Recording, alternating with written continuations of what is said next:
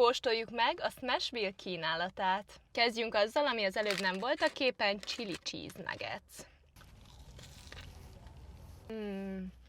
Imádom. Nagyon folyós benne a sajt, és tele van jalapeñóval. A következő legyen, ha jól emlékszem, a Willy névre hallgató smash burger.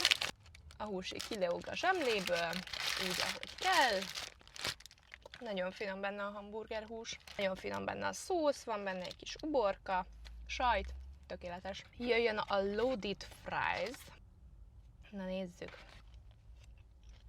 Ami nekem egy pici negatívum, hogy egybe van rajta a bacon, és egy picit így nehezebb enni, de a hagyma rajta nagyon-nagyon jó, és amúgy tök kemény a bacon, az pluszpont. Az utolsó pedig egy vegaburger, amiben egy hatalmas camembert van.